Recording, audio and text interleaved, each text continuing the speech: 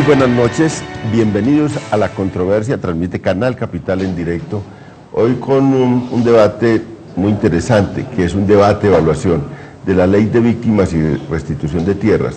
Se ha hecho normalmente una evaluación más cargada hacia la ley a la restitución de tierras, pero esta ley tiene dos lados. Un lado es reparación a las víctimas, indemnizaciones, reparación colectiva e individual a las víctimas de las violaciones del derecho a la vida, de las torturas, de los desplazamientos, y otra que es la restitución de tierras, que es la vulneración del derecho de propiedad de los bienes, sobre todo de los campesinos que fueron despojados y que fueron desplazados de sus tierras, o que abandonaron las tierras por efectos de violencia y que otros se tomaron esas tierras.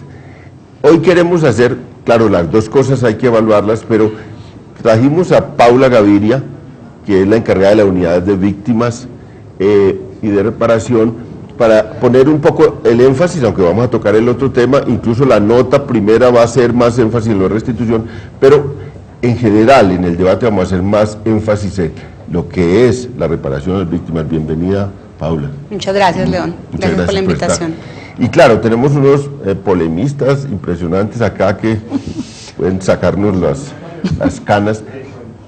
Cecilia López Montaño, que ha sido pues, ministra, candidata a la presidencia, y tiene ahora columnas, yo la veo en todos los lados con columnas, ha participado en todos los debates, y sigue mucho estos temas. Bienvenida, Cecilia. Muchas gracias por la invitación, de verdad. Aurelio Suárez, es candidato buenas noches. A Alcaldía de Bogotá. Sí, señor. Ahora trabaja en Blue como analista, también es columnista y le sigue a estos temas el hilo, y bueno, es un polemista impresionante. Guillermo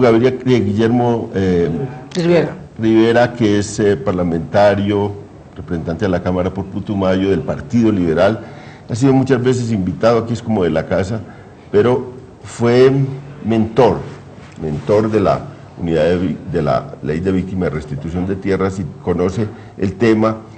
Y claro, hoy vamos a mirar todos estos temas y las críticas que hay, pero también a evaluar y a que Paula nos cuente la realización de esa ley, cómo va. Y vamos primero a una nota y después venimos al debate.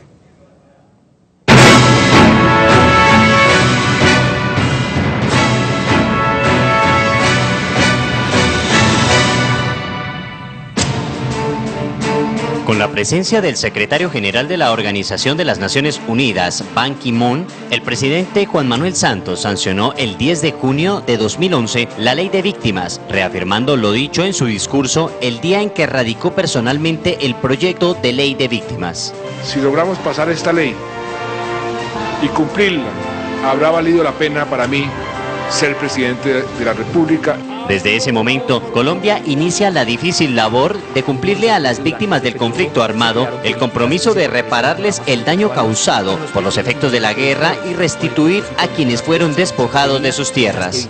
Hoy, cuando se cumple el primer año de haberse iniciado la aplicación de la Ley de Víctimas y Restitución de Tierras, se escuchan voces a favor y en contra de lo que hasta el momento ha sido todo este proceso. Señor ministro, ¿cuándo se va a aplicar la restitución colectiva por vía administrativa? En este momento el país, en 15 departamentos de los más afectados por despojo y abandono violento de tierras, la institucionalidad de restitución de tierras ya está funcionando. Hay oficinas de la unidad de restitución y jueces de restitución. En estos departamentos ya las víctimas han ido a las oficinas, están tramitando las reclamaciones y ya tenemos fallos. Eso era un proceso de 8 o 9 meses, lo hemos llevado ya casi en algunos casos a 6 meses. La restitución de tierras va muy lenta y eso es porque en la propia Ley de Víctimas se adoptó un mecanismo que es enteramente judicial. Nosotros hubiéramos podido adoptar un proyecto de restitución de tierras en el cual, y para casos donde no haya controversia, no haya discusión sobre los temas de la propiedad, pudiéramos haber hecho un procedimiento administrativo de restitución de tierras que fuera mucho más rápido, mucho más expedito y que no le colocara tantas trabas a las víctimas. No es posible que a mí, en el marco del desplazamiento, me den un recurso que es mínimo con la dimensión de la pérdida que tuve en mi territorio. Lo otro es con respecto a las víctimas que hubieron asesinados o los familiares asesinados en los territorios. Tema de desaparición y asesinato, donde se realizó en medio de la fuerza pública, donde debían haber garantías. Se ejecutaron acciones que finalmente en el tema de reparación son irrisorias, donde las familias son muy numerosas y donde realmente no se repara. Nunca se había puesto en Colombia en marcha un programa de esta magnitud. Tenemos, como lo acabo de decir, 1.500 demandas de restitución ya presentadas ante los jueces agrarios, quienes tienen la última palabra, y ahora se están preparando otras muchas. Ya han salido los primeros fallos de restitución. Un fallo de restitución es algo complejo, no es que entre por una ventanilla una reclamación y salga por otra una declaración de restitución como algunos pretenden. Hay que prepararlo, hay que ir al terreno, hay que georreferenciar, hay que ver que no haya minas antipersonales, hay que tomar testimonios predio por predio de que sí hubo un despojo, y cuando esté debidamente preparado se lleva a los jueces agrarios.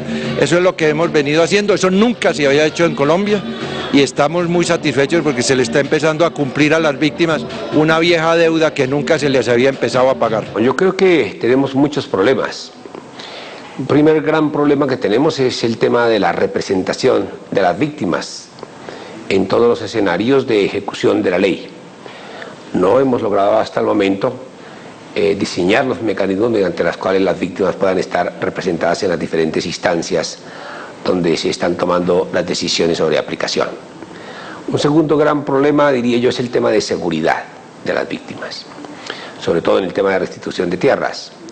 Hay muchos líderes de restitución de tierras que ya han sido asesinados y no contamos con las suficientes medidas de seguridad. No completamente ha sido satisfactoria porque hay muchas falencias dentro de la ley, ya que no establece una meta o una fecha estratégica para restablecer definitivamente los derechos de las víctimas del conflicto.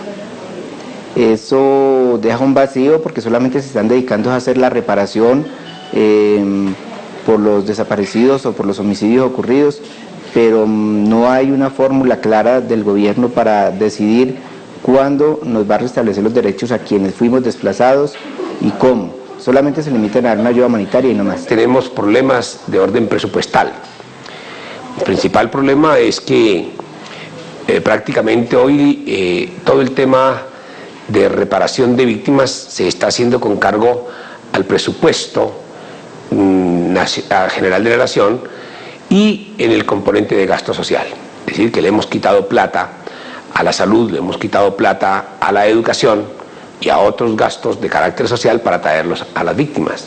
En últimas, estamos haciendo que con el presupuesto que debería estar dedicado al gasto social y a los pobres, estamos también indemnizando o reparando a las víctimas.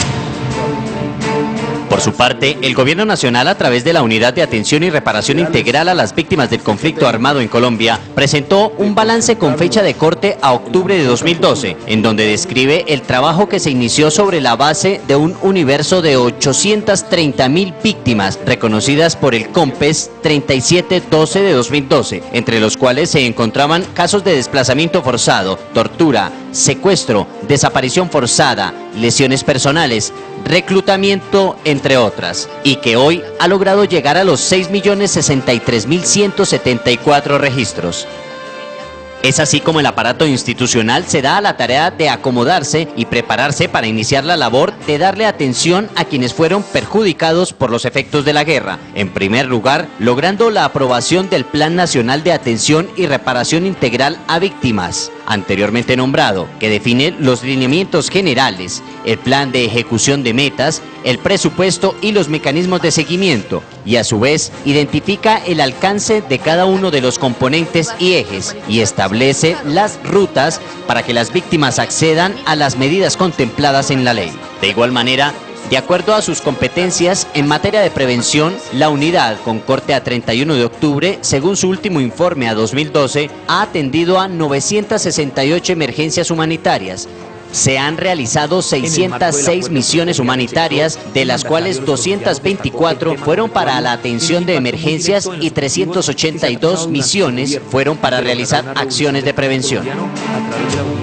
Aún así, para que las metas que se trazaron en el Plan Nacional de Atención y Reparación Integral a Víctimas se cumpla, se requiere de la ayuda de todos los alcaldes y gobernadores del país, quienes tienen la difícil tarea de poner en ejecución desde lo local todas estas acciones encaminadas a darles una solución de vida a los colombianos que por una u otra razón fueron perjudicados por la guerra, y de interlocutar con el gobierno nacional para ponerlo en conocimiento de todos los problemas que en municipios y departamentos se presentan en el momento, de darle aplicación a la ley para que este ejercicio de justicia transicional se lleve a la práctica en todo el sentido de la palabra, como bien lo analizarán nuestros invitados en la controversia de la noche de hoy.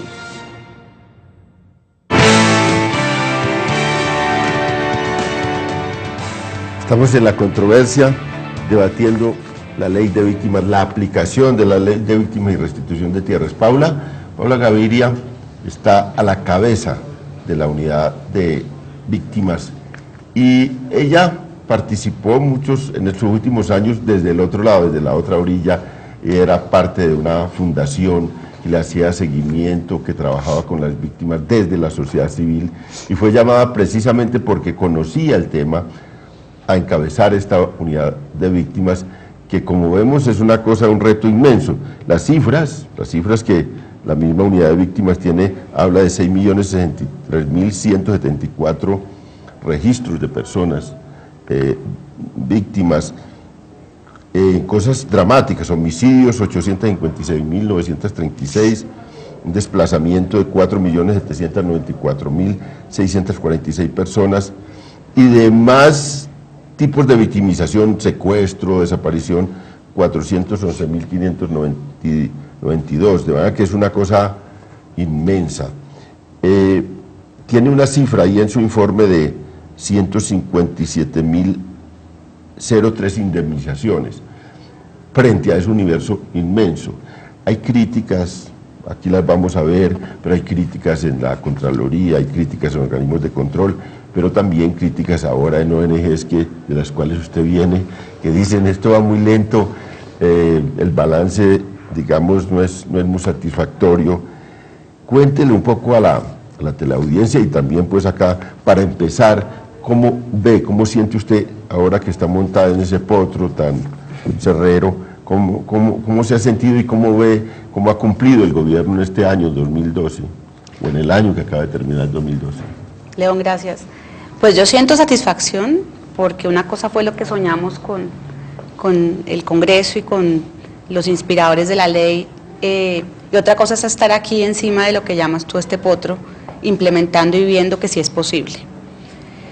¿Qué hicimos? Durante el año pasado, que llevamos realmente un año de implementación, la unidad se creó en el 2012, en enero, hicimos todo el andamiaje institucional, y como lo decían en el video, pues fue toda una preparación en términos de planeación, expedición de documentos COMPES para hacer sostenible la ley, planeación desde el territorio. Hoy tenemos 1.120 comités de justicia transicional en cada uno de los municipios y departamentos operando, y 850 planes de acción a nivel territorial que están previstos para 4 años y definen unos recursos también para la implementación de la ley.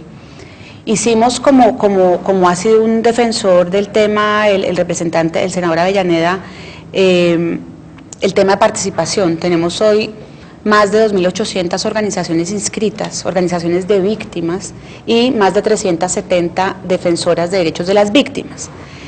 Es decir, pusimos como el andamiaje básico para algo que tiene que ser sostenible y estable para los próximos 10 años, que es el ámbito de vigencia de la ley. Sin embargo, yo creo que nosotros no hemos dimensionado todavía, un poco las cifras que tú nos cuentas hoy, como país no hemos dimensionado la magnitud de este conflicto, no hemos dimensionado el impacto diverso sobre las mujeres, sobre los niños, sobre los grupos étnicos.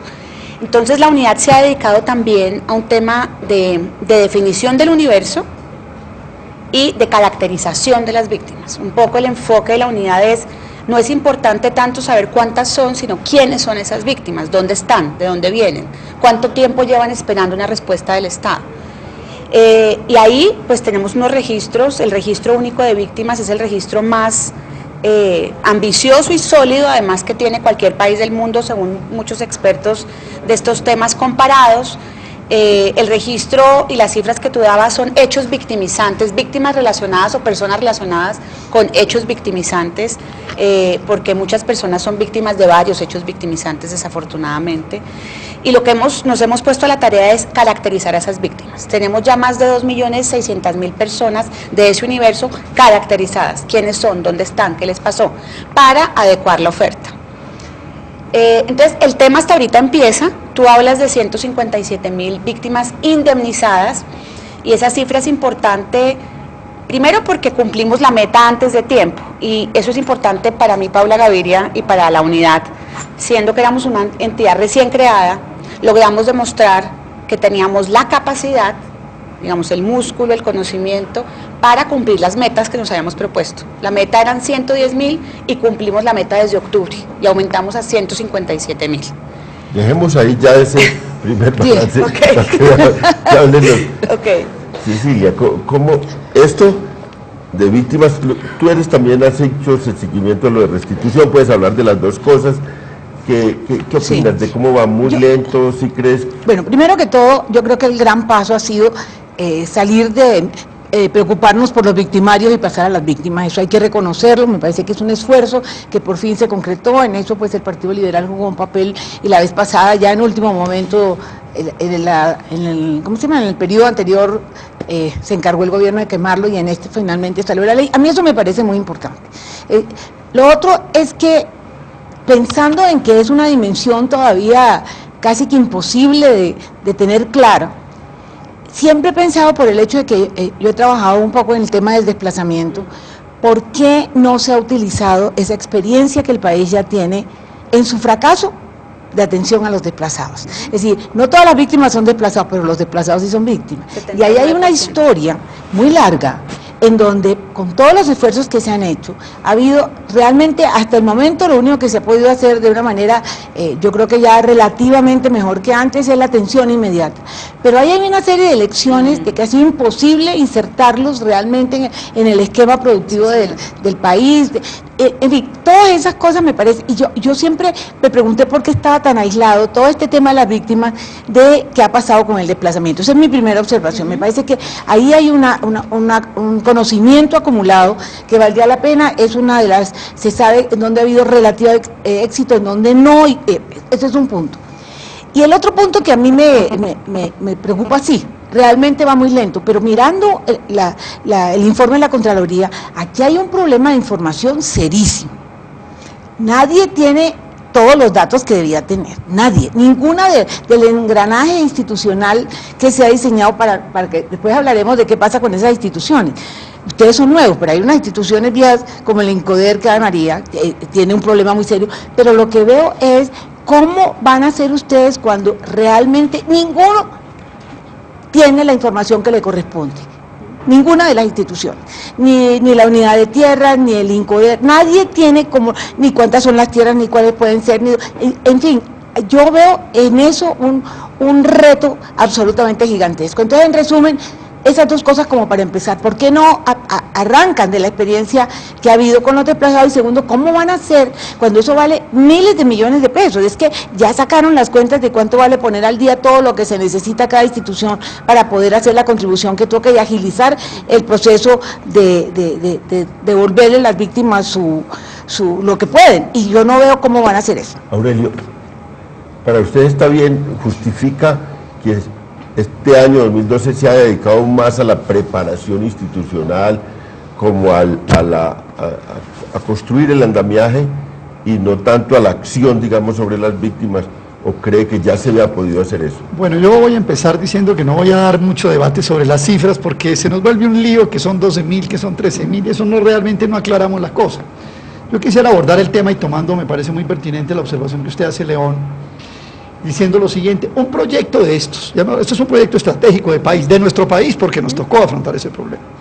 Es un proyecto que se deriva además de una decisión ya de la Corte Constitucional, la famosa declaratoria de un estado de cosas inconstitucional, a la cual se le da respuesta. Pero las respuestas tienen, este tipo de proyectos tienen a mi ver 4 grandes características. 1, la ley misma, o sea, el marco jurídico. 2, las instituciones que llevan a cabo ese marco jurídico. 3, el presupuesto. Y 4, yo diría problemas de contexto. Yo creo que la combinación de estas 4 cosas es la que está arrojando el resultado que evidentemente en consenso León y Paula y Cecilia y Guillermo aparece hoy por hoy como lento. El mismo senador Rivera y el mismo representante Guillermo Rivera, el senador Avellaneda, el senador Londoño, quien hacen parte de la Comisión de Seguimiento, mandaron una carta el 26 de diciembre del año pasado al presidente y le dijeron esto va muy lento. La Procuraduría ya se había expresado de alguna manera, la Contraloría igualmente, se acusa al Ministerio de Hacienda, se acusa al Ministerio de Salud, a Planeación Nacional, a alcaldías y a gobernaciones, y era en diciembre. Entonces, ¿qué pienso yo?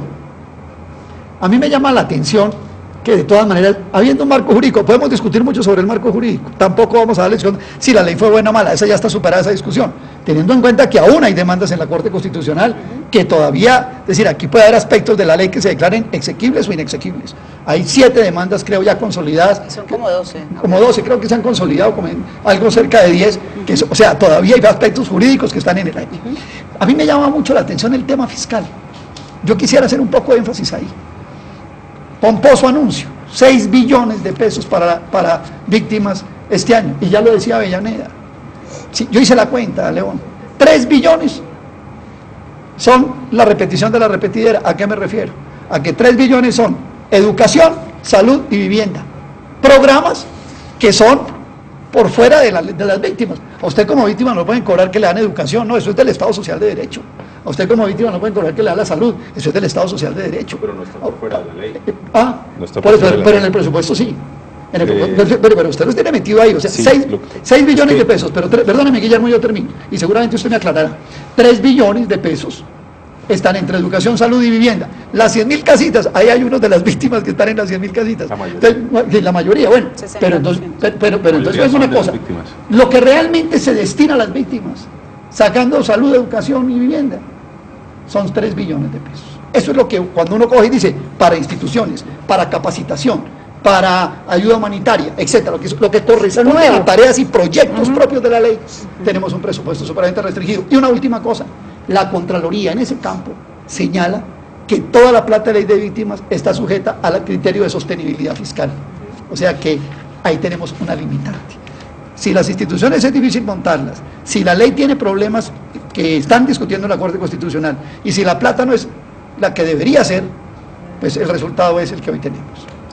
Doctor Guillermo Rivera, usted ya lo vi que se le iba a mandar a... Sí, volvió un mordisco.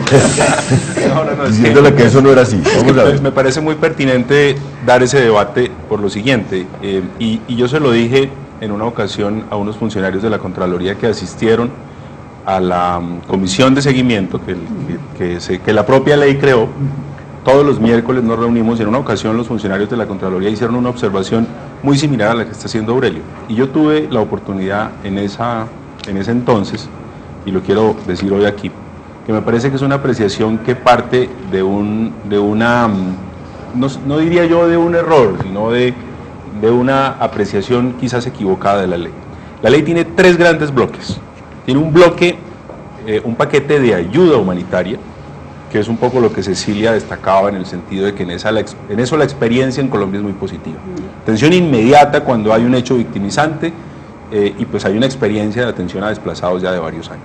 Entonces, ayuda humanitaria, que es la atención inmediata. Otro segundo gran bloque que son las medidas de reparación, donde está la indemnización administrativa y la restitución de tierras, que son como las dos grandes medidas de reparación. Correcto. O las más reconocidas porque hay más. Sí, sí.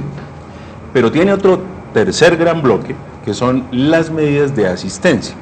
¿Qué significan las medidas de asistencia? Significa que hay que garantizarle a las víctimas, digamos, en un plano de igualdad con todos los ciudadanos, la posibilidad de ejercer sus derechos. Y eso parte de garantizarle sus derechos básicos a educación, a salud y a vivienda de interés social. Perdóname, Guillermo. ¿Qué dice la...? Sean o no víctimas, como ciudadanos tendrían ese derecho. Sí, pero ya voy para allá. ¿Qué dice la ley ¿Y qué dice la jurisprudencia no solamente de la Corte Constitucional colombiana, sino además la jurisprudencia internacional? Que las víctimas, si hacen parte del universo de población vulnerable, como lo son la mayoría de las víctimas en Colombia, tienen ese el derecho a priorizarse en el acceso a esa política social. Eso dice la ley. Eso fue lo que aprobamos. Pero me da la misma contabilidad. No da lo mismo. Y no da lo mismo por lo siguiente.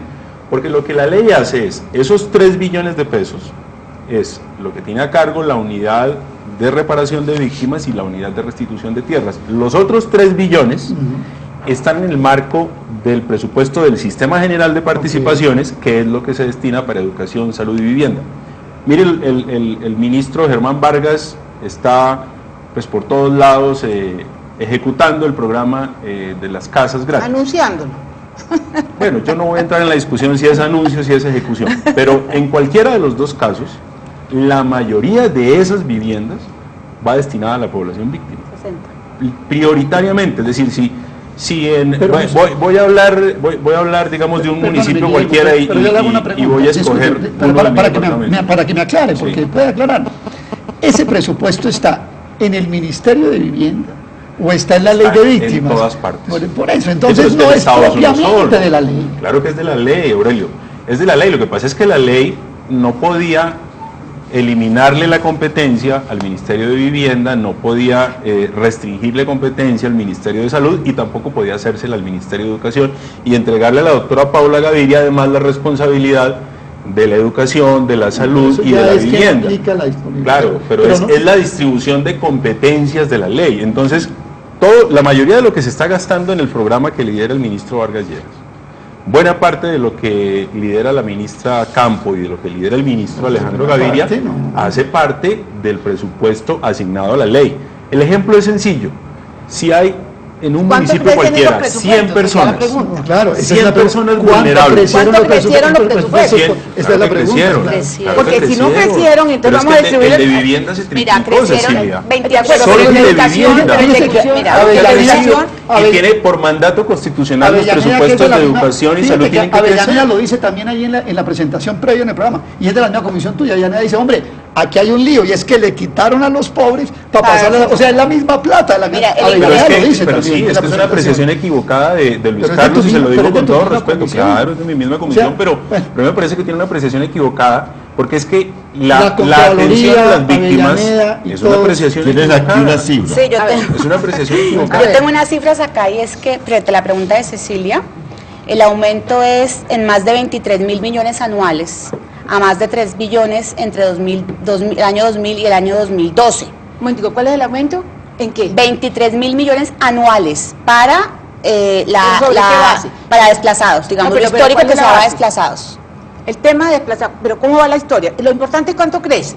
¿Entre 2000 y 2012? No, en el 2011, ¿cuánto era para educación y salud, Sistema General de Participaciones? Y entonces dijeron, y 3 billones más por víctimas. Esa es la pregunta realmente. No, 3 billones son los programas que tiene a su cargo Paula Gaviria y Ricardo Sabogal.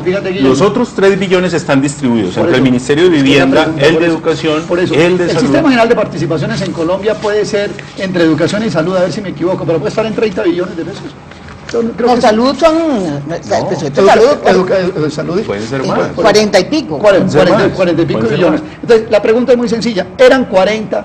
le subieron el IPC y le sumieron 3 billones para las nuevas víctimas. Claro. Esa es la pregunta que hace Cecilia. Pero es que no son nuevas, esa es una apreciación que me parece que digamos, una persona por su condición de ser vulnerable tiene derecho a salud, a vivienda, por ser ciudadano. Digamos, una persona, sí, por ser ciudadano, pero digo vulnerable en el sentido de la política subsidiada de educación, salud y vivienda. Entonces una persona por su condición de vulnerabilidad tiene ese derecho.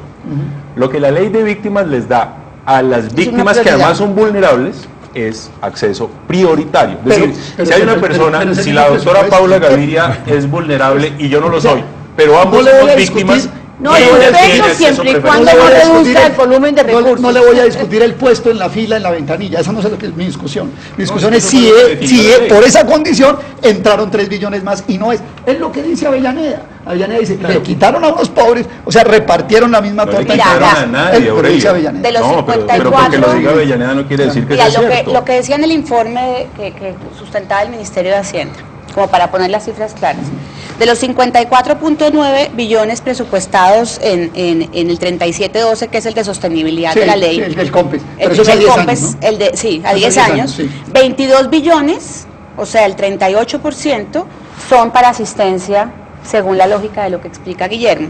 El 62 restante es, digamos, para los demás, las demás medidas de la reparación. O sea que, pero eso es lo que crece el Sistema General de Participación. Miren, la razón, lo que pasa es que yo voy a hacer una crítica y nos vamos a una pausa. Una crítica muy sutil y muy constructiva, y exceptúo de esa crítica a Paula y a Ricardo Sabogal. Me parece que a ellos más bien los han dejado solos.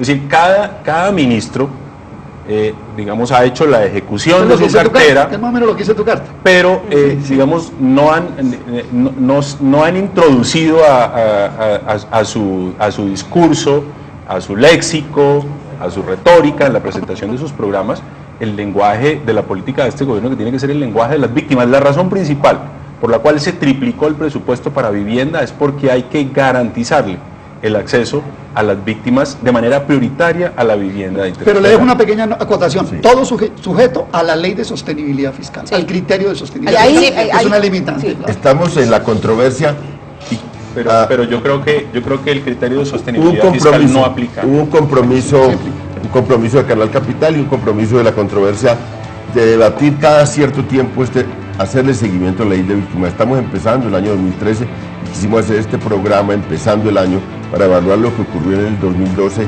proyectarnos hacia el 2013. De manera que vamos a seguir en este debate ahora, por lo pronto vamos a una pausa y volvemos.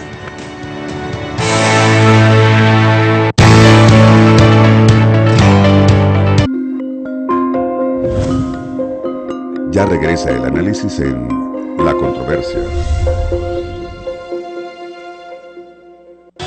El orgullo de un hincha, un canto del corazón, el ruido de los tambores, el amor y la pasión, los sueños, los cantos, la alegría, la unión.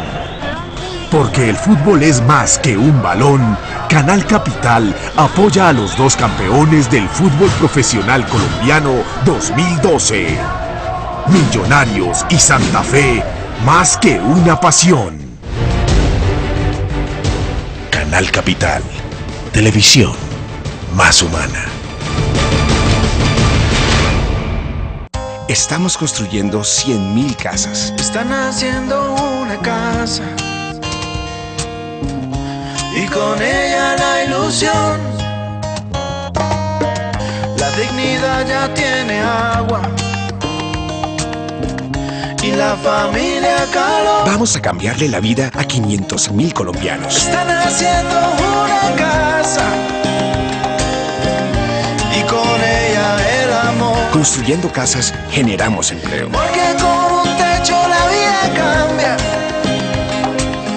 y con las paredes. Entra a www.100.000viviendasgratis.gov.co y podrás ver los avances de las obras en cada municipio. Haciendo casas cambiamos vidas. Gobierno de Colombia te está cumpliendo. Ministerio de Vivienda. Prosperidad para todos.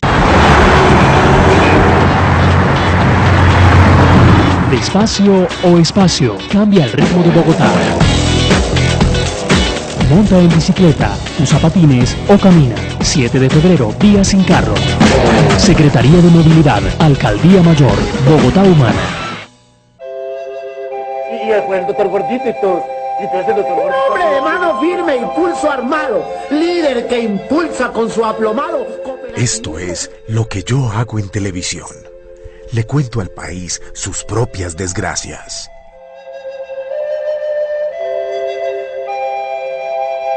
Canal Capital, televisión más humana.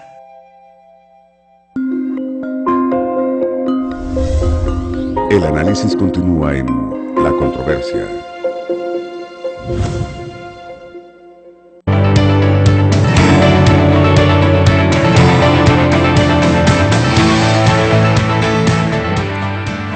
Estamos en La Controversia, el debate ha sido muy interesante y ya han quedado algunas cosas como el ritmo de ese proceso de reparación de las víctimas, de restitución de tierras, la financiación, que es otra pregunta importante y se ha dado un debate sobre esto. Hay una nueva, que la conversamos acá en medio de la pausa, que es, bueno, ¿cuál es el propósito? Por ejemplo, frente a los desplazados que retornen, reinsertarlos ya en las nuevas condiciones de vida, ¿cómo se hace eso? Hay estudios que plantean que el retorno va a ser muy limitado, el gobierno para dónde, en qué dirección va, y Paula, pues que ha escuchado todos los reparos que hay acá, quiere responder a por lo menos algunos, ¿no? Sí, no, claro, ese es mi trabajo. Primero, es importante que sí nos concentremos un poco en los desplazados. Tienes toda la razón, Cecilia, porque representan el 79%. Estamos hablando de más de 4,5 millones de personas que teníamos en el registro que, digamos, declararon su condición de desplazamiento. No sabemos hoy en qué condición están, que ese es otro tema también del registro. Nos toca mirar hace cuánto se desplazaron, qué ha pasado con sus vidas, etcétera. Entonces, esto es una desgracia finalmente porque no hemos podido encontrarle el superar como esa trampa de la ayuda humanitaria que tú decías. Estamos muy bien en lo inmediato, que además es una tarea que le corresponde a los alcaldes porque son los que están ahí cuando ocurren los hechos, pero nosotros como unidad tenemos también la obligación de pagar la ayuda humanitaria y es ese auxilio mientras la persona sale de la vulnerabilidad. ¿Sí? Y se encuentra en un grado de sostenibilidad económica y social, que es lo que nos ha pedido la Corte. Casi que nosotros invertimos el año pasado los mismos recursos que invertimos para reparación, los invertimos para ayuda humanitaria. ¿Sí?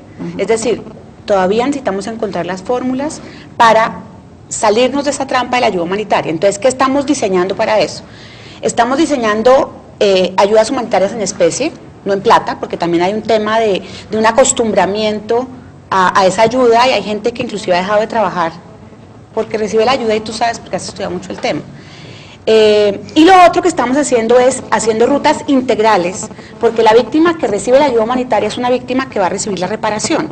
Entonces, ¿por qué hacer como doble contabilidad si podemos desde el momento que entramos en contacto con la víctima iniciar un proceso, que era la pregunta de Cecilia? ¿Qué espera el gobierno con la ley? Esperamos hacer lo que nos dijeron los congresistas, un enfoque transformador de la ley. No nos interesa devolver a la gente el estado en el que estaba. No nos interesa, nos parece que con eso no estamos aportándole a la paz. Estamos buscando que haya soluciones integrales para cada una de las víctimas. Pero fíjate que en eso me gustaría decir lo siguiente. Uno no puede aislar una política de lo que es el contexto de la política general de un Estado. Y este gobierno se está caracterizando ya cada vez más por los subsidios. O sea, es un gobierno que subsidia, no gradúa a la gente, ¿sí? Y eso está teniendo unas consecuencias supremamente graves y todo lo que se haga en ese sentido sobre poblaciones débiles va a tener ese contexto. Ha salido una cosa muy importante, todo el mundo habla de la OECD, pero no habla del informe de la CEPAL. Hace 1 año o 2 años yo me iba matando con la CEPAL porque decían que gracias a las transferencias condicionadas era que bajaba la pobreza. Si ustedes leen el informe de este año, no, gracias a los ingresos laborales es que ha bajado la pobreza. Entonces, mientras ya se dieron cuenta que las transferencias condicionadas se han vuelto una cosa que pone a la gente a acostumbrarse, mira, acabo de venir de San Andrés, les cuento que de los 1.800 pesos que le están dando a cada pescador, ¿sabe lo que ha resultado? Que las esposas de los pescadores se salieron de trabajar en los hoteles y están en sus casas y mucha gente, estamos acabando, por eso es la pregunta, ¿qué quiere el gobierno? Yo le veo demasiado énfasis a la cosa asistencial y muy poco énfasis a la inserción productiva, porque será difícil. Tú tienes un mercado laboral con un 60% de informalidad, si tú no estás generando empleo productivo, no tienes una política rural, de eso hablaremos ahora, no la hay. Y la Contraloría es muy clara, si no hay una política productiva, o sea, es como una subestimación de lo productivo para los pobres, ¿me entiendes? Y eso me parece que puede cobijar y limitar un esfuerzo que me parece fantástico, que ¿quién no va a estar de acuerdo con que hagamos algo con este problema terrible que tiene Colombia y tan injusto? Pero no me gusta el enfoque. Cecilia, ¿por qué afirmas que que la política de reparación subestima lo productivo, ¿no? Porque lo vi, no, porque es que no veo la experiencia, para serte muy franca, no veo la experiencia en el gobierno, y tú no puedes aislar una política de otra. Este gobierno se caracteriza porque el pilar de la política social son los subsidios, lo ha dicho el señor Bruce McMaster, y es la esencia, los subsidios, la limosna, no es la inserción productiva, ¿sí? Entonces me preocupa que eso pase acá, porque no lo vi con los desplazados, entre otras cosas porque es muy difícil. Para tú insertarlos, ¿dónde los insertas? En los sectores que están vueltos nada, que son el sector agropecuario y la industria. Tú no los vas a insertar en el sector minero, ¿sí? No tienen la capacitación. Entonces fíjate que hay todo un contexto que me parece que hay que empezar a pensarlo para ayudar. Si esto no se trata pues de destruir una cosa que me parece valiosísima, pero yo sí le veo un defecto a la política en general, social, que la desvinculan de la económica y que creen que se debe quedar en darle algo a la gente, ¿ok? Eso pensándolo bien, después digo pensándolo mal que hay detrás. Pero, a ver, usted... la política... No, hay otra cosa complicada. Más los temas económicos. Este tema de las víctimas, pues tiene una connotación económica, bueno, frente a unas debilidades estructurales que no son de este gobierno. Sí. Del país, señor. Son del país. ¿Usted ve cómo reformar o cómo transformar esto, cómo meterlo en un proyecto más de conjunto de país, más de reconstrucción del país, más de reconstruir tejido? Por ejemplo. De reconstruir tejido.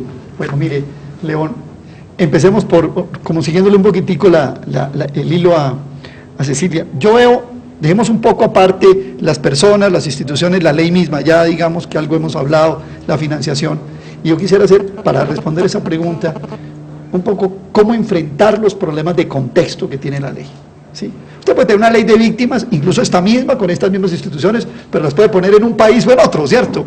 Entonces, mi pregunta es, hay una serie de problemas de contexto que yo diría que no ayudan a la ley y que el gobierno tiene que resolver, incluso por fuera de los funcionarios y de las entidades que están encargadas de la tarea en sí. ¿Cuáles son? Yo diría que son tres principalmente. El primer problema de contexto es el problema de seguridad. Ya lo señalaron también algunas de las personas que han allí. Es decir, el gobierno tiene que garantizarle la seguridad a quienes van a retornar. El segundo problema es que en la medida... Está muy ligado a si logra un proyecto, un proceso de paz. Claro, sí, por supuesto. Claro, es como hacer la paz en medio del conflicto, resolver la víctima en medio del conflicto. Hacer el retorno en conflicto, en posconflicto o en un término medio, ahí hay un problema que hay que definir y que hay que aclarar y sobre el que tiene que haber un derrotero específico y claro. Segundo punto es el tema de la política agraria. Yo creo que tenemos una dificultad enorme con la agricultura. Hoy salieron algunos datos que dio la SAC y el país muy contento porque la agricultura creció al 2,5, 6, 7, ¿sí? Con crisis cafetera, con crisis arrocera, con crisis de maíz, con crisis de cacao. Sí, mira, por ejemplo, el cacao. El cacao es bien interesante porque el cacao fue el cultivo sustituto de la coca en el Plan Colombia, ustedes lo saben. Hoy está en una crisis donde está volviendo la gente a sembrar coca y dejando el cacao. Entonces, planteo ese segundo tema. O sea, digamos que le retornamos a todo el mundo tuvo la tierra, quedamos como en el año 91, que sigue ahí para adelante. Y el tercer problema, que me parece bien importante tenerlo en cuenta, es el que tiene que ver con un aspecto de contexto, que es el libro de Ana María Ibáñez. Yo ese libro me lo leí, voy a hacer aquí la cuña, de tapa a tapa. Y cuando me acabé de leer el libro, busqué a Ana María, casi no la encuentro, le dije, Ana María, ¿es verdad lo que dice este libro, que va a retornar solamente el 10% de la gente? Yo entiendo que tiene un valor el que por lo menos la tierra no sea de los usurpadores, etcétera, pero eso es un lío enorme.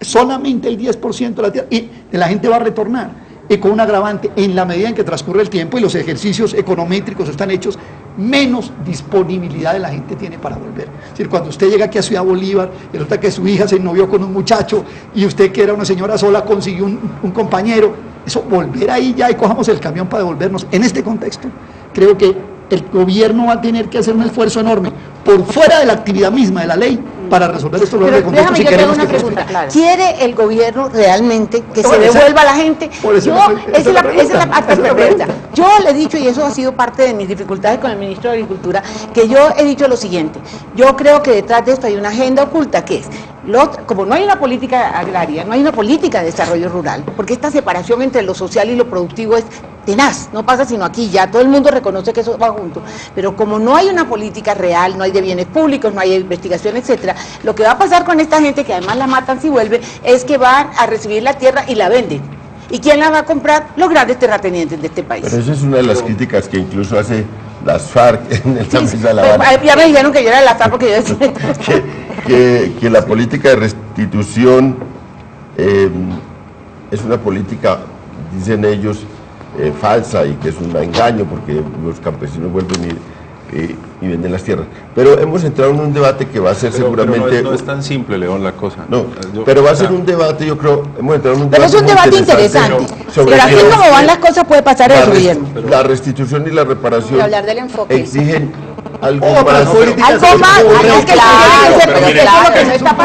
Pero aquí hay cosas que me parece que hay que decir y que no se están teniendo presentes. Y voy a hablar de hechos concretos, puntuales. ¿Cómo no reconocer que este esfuerzo ayuda a reconstruir tejido social? Miren, voy a dar un ejemplo preciso. La inspección del Tigre en el Putumayo, Paula lo sabe. Alrededor de la política de reparación colectiva se está reconstruyendo tejido social. La comunidad se está volviendo a organizar, se está volviendo a reunir. Una comunidad que estuvo atomizada por la presencia paramilitar y por la presencia guerrillera, con todos y los problemas que tiene, hoy está reconstruyendo su tejido social alrededor de la elaboración del plan de reparación colectiva. Ejemplo 1. Ejemplo número 2. Una de las decisiones de un juez de restitución de tierras en el Tolima ordena no solamente restituir el predio. El caso de Ataco. Le ordena al gobierno mejorar las vías. Le ordena al gobierno, en el marco de ese concepto de reparación transformadora, además de devolverle la tierra a los campesinos, mejorar su entorno, garantizar su retorno en condiciones de seguridad. Digamos, esto tiene un enfoque integral. Pero perdóname, termino, Cecilia, un enfoque integral que poco a poco se empieza a aplicar. Es que esta ley tiene apenas un año de aplicación. Ahora, ¿cómo en el tema, digamos, de la política agraria, de la redistribución de la tierra, no va a ser importante que por la vía de las decisiones de los jueces de restitución de tierras le empecemos a quitar la tierra a estos ganaderos que tienen el 30% de las mejores tierras de este país? Claro, a lo mejor no van a retornar todos los campesinos. El 35%. Pero ese ya es un avance en la democratización de la propiedad rural que nosotros no podemos desconocer. Ahora, cuando discutimos la ley de víctimas, siempre se dijo, esto requiere una ley de desarrollo rural.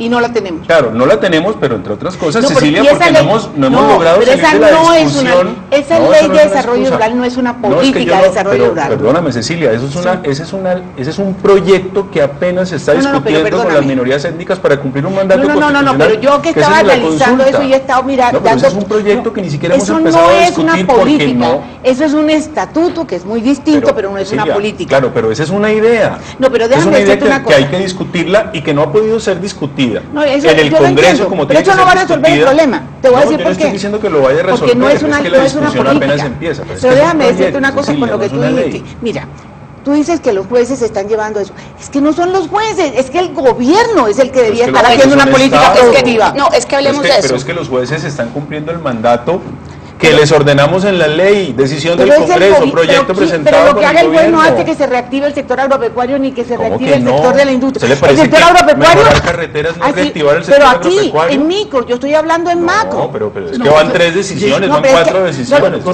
creo que estamos hablando de cosas distintas. 7, pero es que lleva un año de vigencia. No, pero una cosa que tú decías al principio, Aurelio, y me parece importante aclarar, el gobierno también le está apostando a la restitución administrativa, que tú planteabas eso al principio.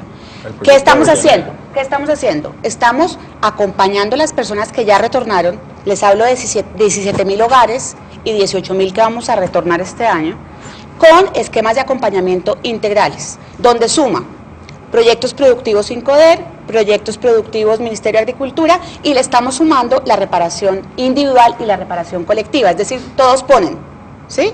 Entonces, el enfoque, que me parece esa aclaración importante, el enfoque sí es integral y es transformador. Sí, pero te voy a decir una cosa. ¿Dónde está la política de investigación para la producción campesina? Muerta. ¿Dónde están los bienes públicos? Es un tema de la ley de víctimas. No, es que no estoy hablando de tema, digamos, es necesario. No, lo que es una política de Estado necesaria que lo que te estoy diciendo es que esos son de las razones estructurales que le van a quitar oxígeno. Entonces, mi gran preocupación es que yo no veo ni haciendo investigación para la pequeña agricultura, ni la decisión de que los campesinos van a hacer tal o cual o van a tener este espacio. Mire, en el proyecto en el proyecto de desarrollo rural hay una cosa que me parece terrible. vuelve a ver las empresas de los grandes productores separadas de las empresas de los pequeños productores. O sea, volvemos a lo mismo, o sea, falta un contexto que va a terminar matando una ley que es absolutamente necesaria y fundamental. Pero eso es una ley que está matada por La Habana, digámoslo claramente, porque yo creo que en gran medida todo este esfuerzo de los diálogos y de un acuerdo para terminar el conflicto es lograr que de ahí salga una verdadera política de desarrollo rural. Pero se le ha metido, gracias a la comunidad, se le ha metido elementos de eso. Pero y este debate, el debate sobre tierras y sobre una ley de desarrollo que tiene acompaña la ley de sin duda, debate absolutamente necesario. Lo están haciendo en La Habana y están acercándose el Yo creo que la gobierno y comunidad, la participación de la comunidad, yo creo que ese fue un hit de las FARC que le metió al gobierno y que la comunidad hizo un aporte muy importante. Ese elemento social se lo metió la sociedad civil, ¿sí?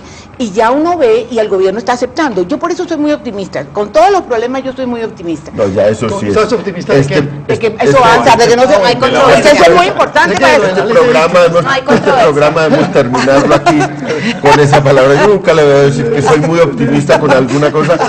¡Ay, tampoco! Debemos terminar aquí este programa. Muy buenas noches. El próximo lunes estaremos en la controversia. El tiempo se va volando. Este es un debate que vamos a continuar porque vamos a hacer un seguimiento permanente a la ley de víctimas de restitución de tierras y a los temas colaterales que hemos descubierto acá, y es que no basta con eso si queremos transformar el campo y si queremos transformar la vida de los colombianos. Muy buenas noches, muchas gracias por acompañarnos. Gracias.